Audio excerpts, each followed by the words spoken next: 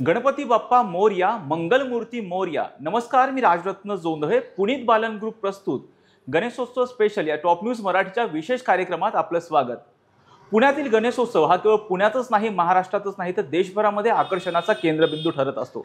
त्याच अनुषंगाने आज आपण पुण्यातील मानाचा 5वा गणपती असणाऱ्या केसरीवाडा गणपती मंडळात आलेलो आहोत. आपल्यासोबत या मंडळाची माहिती जाणून घेण्यासाठी आपल्यासोबत या मंडळाच्या पदाधिकारी प्रणितीताई टिळक आहेत. ताई, तुमचं टॉप न्यूज मराठीमध्ये खूप खूप स्वागत. धन्यवाद. ताई, खरं तर बघतोय की आपण गणेश उत्सवाला सुरुवात ही लोकमान्य टिळकांनी केलेली आहे. याच केसरीवाड्यामधून सुरुवात केलेली आहे. एकंदरीत या मंडळाचा इतिहास कसा राहिलेला आहे? लोकमान्य टिळकांनी गणेशोत्सव 1894 मध्ये सुरू केला आणि तो त्यांनी सुरू केला गायकवाड वाड्यामधनं आणि मग नंतर तो केसरीवाड्यामध्ये इकडे साजरा केला जात होता.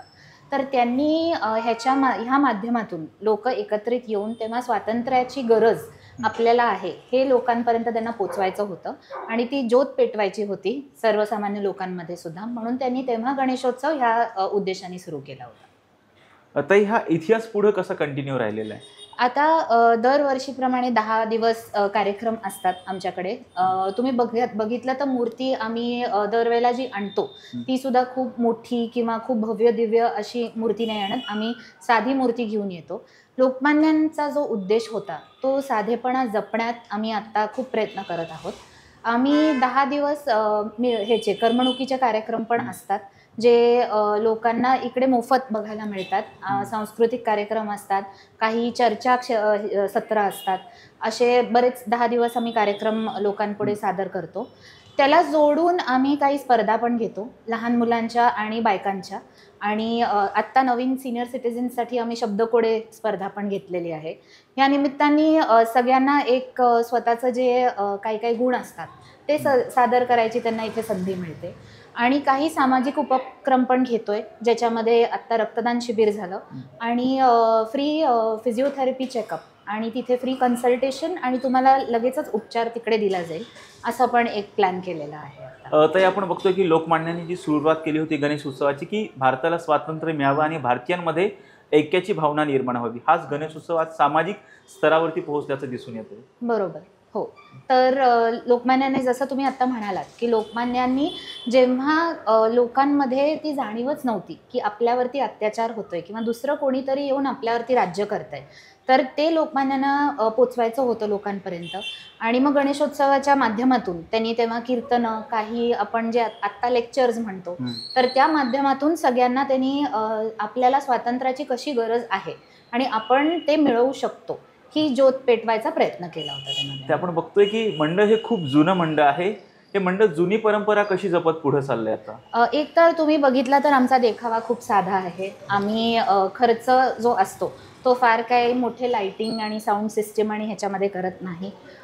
पारंपरिक पद्धतीने जितकं जमेल तितका आम्ही हा गणेशोत्सव पार पाडायचा प्रयत्न करतो. ढोल ताशा पथक, त्यात सुद्धा आम्ही दरवर्षी नवीन पथकांना म्हणजे ह्याच्या लक्ष्मी रोडच्या मिरवणुकीला सुद्धा आणि पहिल्या दिवशीच्या मिरवणुकीला सुद्धा एखाद्या नवीन पथकाला चान्स द्यायचा प्रयत्न करतो. आणि दुसरं म्हणजे की मी म्हटलं तसं की लाइटिंग, देखावा ह्याच्यावरती खर्च करायच्या ऐवजी आम्ही सांस्कृतिक कार्यक्रम आणि जे मी काही आत्ता तुम्हाला सांगितले सामाजिक उपक्रम आम्ही जे घेतो त्याच्यावरती जास्ती खर्च करतो किंवा त्याच्यावरती लोकांपर्यंत जास्तीत जास्त जो लोकमान्यांनी सुरुवात केली होती तो साधेपणा जपून, जी आपण त्याची प्युरिटी म्हणतो, ते जपून गणेशोत्सव लोकांपुढे न्यायचा प्रयत्न करतो अजून सुद्धा. ताई, देखाव्याचं नियोजन हे कधी ठरत असतं आणि कधीपासून तुम्ही प्लॅनिंग करत असता? आता आमच्या हे केसरी मराठा ट्रस्टचं जे ऑफिस आहे, डेली केसरीचं ऑफिस, तर त्यातले जे काही म्हणजे कर्मचारी आहेत आता वर्षानुवर्ष त्यांची ती एक कमिटी ठरलेली आहे. तर साधारण आपण सुरुवात करतो 1 जूनपासनं. कार्यक्रम लोक उत्स्फूर्तपणे येतात आणि सांगतात की आम्हाला केसरीवाड्यामध्ये कार्यक्रम करायचा आहे, आमची इच्छा आहे. कारण अनेक लोकांनी लहानपणी सुद्धा इथे बरेच प्रयोग केलेले असतात, गाण्याचे असतील, नाटकाचे असतील किंवा नृत्याचे असतील. तर त्यांची खूप इच्छा असते की आम्हाला केसरीवाड्यामध्ये एकदा सादर करायचं आहे परत. तर एक साधारण 3 महिन्या आधीपासून सगळं नियोजन सुरुवात होते. वर्षभर आमच्याकडे कोण ना कोणतरी येतच राहतं की आम्हाला कार्यक्रम करायचा आहे म्हणून. तर ही सगळी जबाबदारी केसरीचे जे कर्मचारी आहेत डेली केसरीचे, तर त्यांच्यामध्येच त्यांनी वाटून घेतलेली आहे. देखाव्याची असेल किंवा तुम्ही इकडे बॅनर्स लागलेले बघतायत ती असेल, किंवा साधी मिरवणुकीची जी अरेंजमेंट असते ती, हे सगळे डेली केसरीचे करतात कर्मचारी. पुनीत बालन ग्रुप प्रस्तुत गणेशोत्सव स्पेशल या टॉप न्यूज मराठीच्या कार्यक्रमात घेऊयात एक छोटासा break. Come on guys, hurry up. अरे सुन ना, एक ब्रेक ले लेते हैं.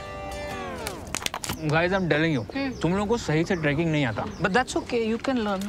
रोज का ढक्कन देना. तो ये रेड वाला है, सही वाला देना. अबे ढक्कन, पहले तो सही पानी पीना.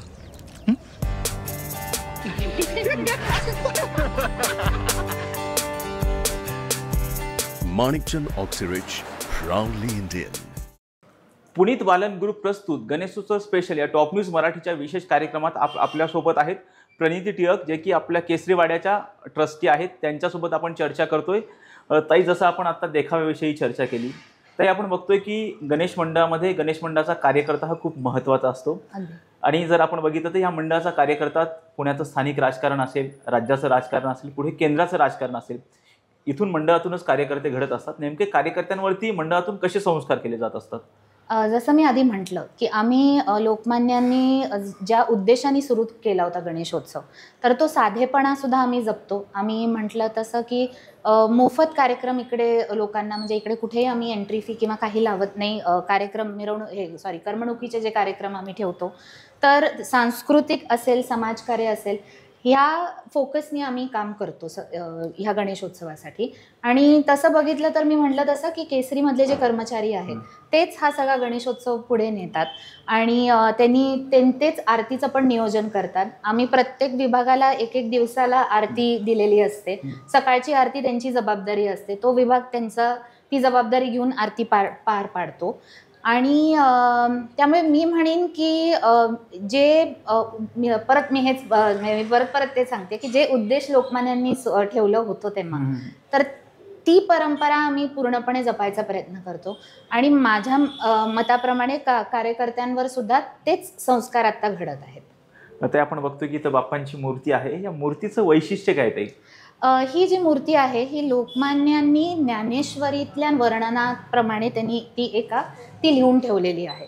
तुम्ही बघितले तर या मूर्तीला 6 हात आहेत. तर त्याच्यामध्ये नॉर्मल मूर्ती जी असते गणपतीची त्याला 4 हात असतात. तर ह्या मूर्तीमध्ये 6 हात आहेत.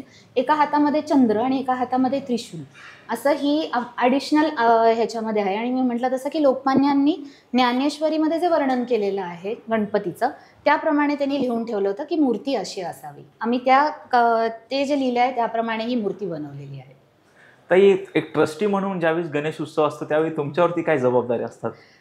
खरं तर जबाबदारी म्हणजे आता मी म्हटलं तसं की तो जो साधेपणा आहे तो एक जपणं. ह्या जे लाइटिंग, साऊंड आणि म्हणजे जे बाकीचे ज्या गोष्टी आहेत आता ज्याच्यावरती लोक जास्ती भर घालतात, कारण असं बघितलं तर आपल्या लोकांना ह्याची पण आवड आहे. पण त्याच्यामध्ये वाहवत न जाता आपला जो सामाजिक उद्देश आहे किंवा सांस्कृतिक जो उद्देश आहे त्याला कायम टिकून राहणं ही एक मोठी जबाबदारी असते. बाकी मी म्हटलं तसं की ऑफिसमधले कर्मचारी ते सगळं पार पाडतात जबाबदारी घेऊन व्यवस्थित. तर ही एक मोठा त्याच्यामधला भाग आहे. तर या उत्सवामध्ये, गणेश उत्सवामध्ये तुम्हाला नेमकं काय समाधान मिळत असतं? एक तर जे 10 दिवस केसरीवाड्यामध्ये लोक कंटिन्युअस येत असतात. संध्याकाळपासून हा भरलेला असतो वाडा आणि इकडे जे कार्यक्रम सादर केले जातात, एक आपण म्हणतो ना घरात आनंदाचं वातावरण असतं, ते एक वातावरण पूर्ण केसरीवाड्यामध्ये आढळलं जातं. आणि खरं सांगते की जेव्हा विसर्जन करून आम्ही परत येतो, जेव्हा हा वाडा असा शांत दिसतो, तेव्हा असं वाटतं की अरे आता परत 1 वर्ष थांबायला लागेल परत ह्या आनंदोत्सवासाठी. ताई, खरं तर मंडळाला खूप जुनी परंपरा आहे, लोकमान्यांपासूनची परंपरा आहे. आणि ही जी मिरवणूक निघते ती पारंपरिक वाद्यावरती निघत असते. परंतु आजचं जे बदललेलं स्वरूप आहे, डीजे संस्कृती आलेली आहे, त्याकडे तुम्ही कसं बघताय? एक तर म्हणजे की आम्ही ते जोपासायचा प्रयत्न करतोय. आम्ही आमच्या मिरवणूक खूप शिस्तबद्ध असते. त्याच्यामध्ये आमच्या महिला म्हणजे ज्या आहेत, काही जे काम करतात आमच्या इथे, त्या सुद्धा खूप सुरक्षितपणे त्याच्यामध्ये येऊ शकतात. कुठे गुलाल पण नसतो आमच्या मिरवणुकीमध्ये. आणि तुम्ही म्हणलात तसं की ढोल ताशा, जी उद्याची मिरवणूक आहे, आगमनाची मिरवणूक आहे, त्याच्यामध्ये आपण एक बिडकर आहेत त्यांचं आम्ही वाद्य पण ठेवलेलं आहे. तर बाकीच्यांचं जे DJ आणि हे जे आता एक आपण कल्चर म्हणू त्याच्यासाठी, तर माझं मत म्हणजे काय की ती समाजाची गरज आहे. पण आपण प्रत्येकाने जे मंडळ चालवतात तर प्रत्येकाने तो विचार करायला पाहिजे की आपण दुसऱ्यांना किती त्याचा त्रास होऊ द्यायचा. म्हणजे जो मूळ उद्देश आहे तो न मिटवता आपण हा गणेशोत्सव कसा साजरा करू शकू त्याच्यावरती जास्ती भर द्यायला पाहिजे लोकांनी. ते आपण बघतो की विसर्जन मिरवणूक ज्यावेळी असते त्यावेळेस विसर्जनाला खूप उशीर होतो. त्याकडे काय सांगा? एकतर काय असतं की लक्ष्मी रोडवरचं वातावरणच वेगळं असतं. तर जी ढोल ताशा पथकं असतात त्यांना खूप उत्साह येतो जेव्हा ते लक्ष्मी रोडवरती वाजवत असतात. आणि जी लोक बघायला आलेली असतात ती खूप जास्त प्रोत्साहन देतात त्यांना.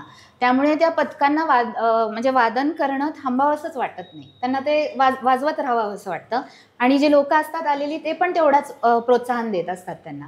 त्यामुळे खरं सांगायचं तर पोलिसांना खूप अवघड काम आहे ते पथकं पळवणं किंवा मिरवणूक पळवणं. तरी मागच्या वर्षीपासून थोडंसं नियोजन चांगलं झालेलं आहे. वेळेत होती आता, म्हणजे बऱ्यापैकी वेळेत आपण संपवतो. पण ते त्या दिवशीच्या वातावरणाप्रमाणे ठरलं जातं खरं तर. ताई, गणेश उत्सव अवघ्या एका दिवसावर येऊन ठेपलेला आहे. ताई, त्यानिमित्तानं कार्यकर्त्यांना, गणेश भक्तांना आणि मंडळांना काय आवाहन कराल तुम्ही? माझं एवढंच म्हणणं आहे की प्रत्येकाने आपण प्रयत्न तर करतोच. प्रत्येकजण हा आनंदोत्सव घरी पण असतो, सार्वजनिक पण असतो. आणि जे आपल्यावरती एक जबाबदारी आहे की आपण आता खूप आपल्याला बऱ्याच गोष्टी कळतात. एन्व्हायरमेंट पोल्युशन असेल, साऊंड पोल्युशन असेल, ह्या सगळ्या गोष्टींची आपण विचार करायला पाहिजे.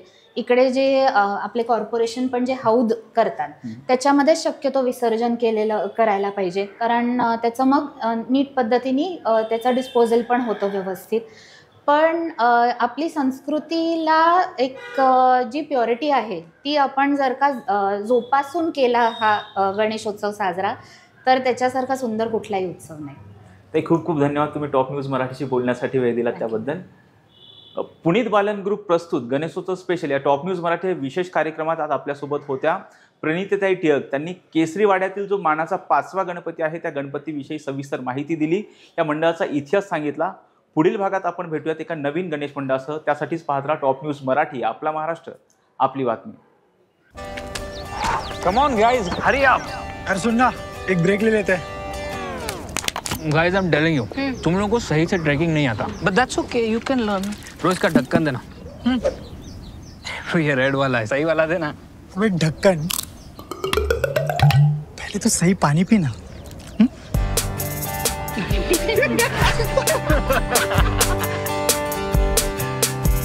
Manikchand Oxyrich, proudly Indian.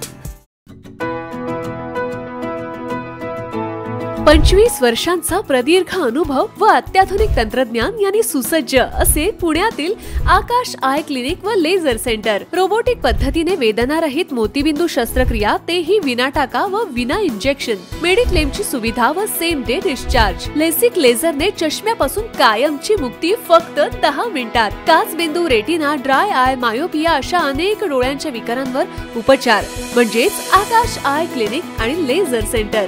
CTR company जवळ, विमान नगर, नगर रोड, पुणे. संपर्क 8888173100.